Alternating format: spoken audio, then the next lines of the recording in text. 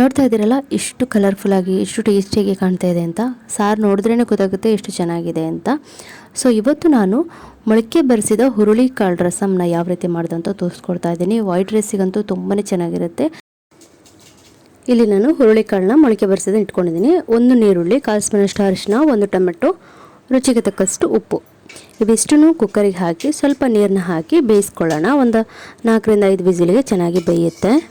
ಇಲ್ಲಿ 1/4 ಸ್ಪೂನಷ್ಟು ಪೆಪ್ಪರ್, 1/4 ಸ್ಪೂನಷ್ಟು ಜೀರಿಗೆ, 1/4 ಸ್ಪೂನ್ಗಿಂತ ಸ್ವಲ್ಪ ಜಾಸ್ತಿ ಕಡಲೆಬೇಳೆ, ಇಲ್ಲಿ ಕರಿಬೇವು, ಒಂದು 4 ಬೆಳ್ಳುಳ್ಳಿ, ಖಾರಕ್ಕೆ ಬೇಕಾದಷ್ಟು ಮೆಣಸು, ಇವುಗಳನ್ನ ನಾವೀಗ ಫ್ರೈ ಮಾಡ್ಕೊಳ್ಳೋಣ. ಇವಾಗ ಇಲ್ಲಿ ಸ್ವಲ್ಪ ಹುಳಿನ ನಾನು ನೆನೆಸಿಟ್ಕೊಂಡಿದ್ದೀನಿ. ನಂತರ ಇಲ್ಲಿ ಪಾತ್ರೆಯಲ್ಲಿ ಎಣ್ಣೆ ಹಾಕ್ತೇನೆ, ಡ್ರೈ ಆಗಿ ಪೆಪ್ಪರ್ನ ಫ್ರೈ ಮಾಡ್ಕೊಳ್ಳೋಣ. ನಂತರ ಜೀರಿಗೆ ಹಾಕ್ಕೊಳ್ತಾ ಇದ್ದೀನಿ 1/4 ಸ್ಪೂನಷ್ಟು. ಆಗಲೇ ತೋರಿಸಿದ್ದೀನಲ್ಲ ಅದನ್ನೆಲ್ಲ ಇದಕ್ಕೆ ಹಾಕ್ಕೊಳ್ತಾ ಇದ್ದೀನಿ. ಎಲ್ಲವನ್ನು ಇದಕ್ಕೆ ಹಾಕಿ ಸ್ವಲ್ಪ ಡ್ರೈ ಆಗಿ ಫ್ರೈ ಮಾಡ್ಕೊಳ್ಬೇಕು.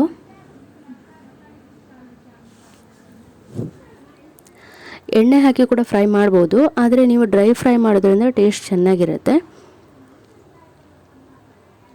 ಅದನ್ನು ನಾವು ನೋಡಿ, ಇದನ್ನು ನಾನು ತಣ್ಣಗಾಗ್ಲಿಕ್ಕೆ ಇಟ್ಟಿದ್ದೀನಿ. ಈಗ ಹುರುಳಿ ಕಾಳು ಬೆಂದಿದೆಯಲ್ವಾ ಅಂತ ನೋಡೋಣ.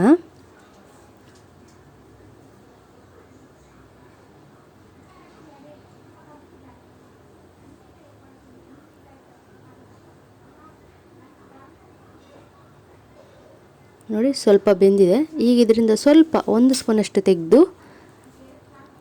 ಇದನ್ನು ಮಿಕ್ಸಿ ಜಾರಿಗೆ ಹಾಕೊಳ್ಳುವಂಥದ್ದು. ಸ್ವಲ್ಪ 1 ಸ್ಪೂನಷ್ಟು ಹುರುಳಿ ಕಾಳನ್ನ ಬೇಯಿಸಿರ್ತೀವಲ್ಲ ಅದನ್ನು ಈ ರೀತಿ ರುಬ್ಬಲಿಕ್ಕೆ ಹಾಕ್ಕೊಳ್ಬೇಕು. ಎಲ್ಲ ಥರ ಮಸಾಲ ನಾವು ಫ್ರೈ ಮಾಡಿರ್ತೀವಲ್ಲ ಅದನ್ನು. ಈಗ ನೋಡಿ ಚೆನ್ನಾಗಿ ಕಾಣಿಸ್ತಾ ಇದೆಯಲ್ಲ ಕಲರು, ಚೆನ್ನಾಗಿ ನುಣ್ಣಗೆ ರುಬ್ಕೊಳ್ಳಿ. ಈಗ ಬೆಂದಿರೋವಂಥ ಹುರುಳಿ ಕಾಳನ್ನ ಒಂದು ಪಾತ್ರೆಗೆ ಹಾಕ್ಕೊಳ್ಳೋಣ.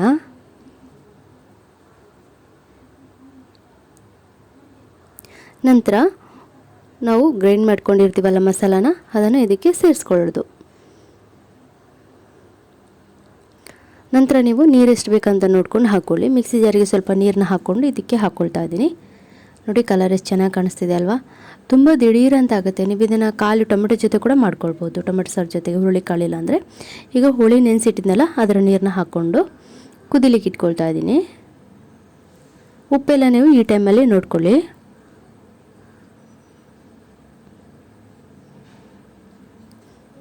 ಈಗ ನೋಡಿ ಚೆನ್ನಾಗಿ ಕುದೀತಾ ಇದೆ, ನೋಡ್ತಾ ಇದ್ದೀರಲ್ಲ. ಇದಕ್ಕೆ ನಾವಿನ್ನು ಒಗ್ಗರಣೆ ರೆಡಿ ಮಾಡ್ಕೊಳ್ಳೋಣ. ಒಗ್ಗರಣೆಗೆ ಸ್ವಲ್ಪ ಜೀರಿಗೆ ಹಾಕ್ಕೊಂಡಿದ್ದೀನಿ, ಮತ್ತು ಮಾಮೂಲಿ ಒಗ್ಗರಣೆ ಕರಿಬೇವು, ಸಾಸಿವೆ, ಬೆಳ್ಳುಳ್ಳಿ. ಜೀರಿಗೆ ಸ್ವಲ್ಪ ಫ್ರೈ ಮಾಡಿ ಒಗ್ಗರಣೆಗೆ ಹಾಕೋದ್ರಿಂದ ನೀವು ರಸಮ್ ಕುಡಿವಾಗ ಕ್ರಿಸ್ಪಿ ಆಗಿರೋವಂಥ ಒಂದು ಜೀರಿಗೆ ತಿನ್ನುವಾಗ ತುಂಬಾ ಟೇಸ್ಟಿಯಾಗಿರುತ್ತೆ. ಖಂಡಿತ ನೀವು ಒಮ್ಮೆ ಟ್ರೈ ಮಾಡಿ ನೋಡಿ. ಇದರ ಕಮೆಂಟನ್ನು ಅಜ್ಜಿ ಹೇಳ್ತಾರೆ ಹೇಗಾಗಿದೆ ಸಾರು ಅಂತ.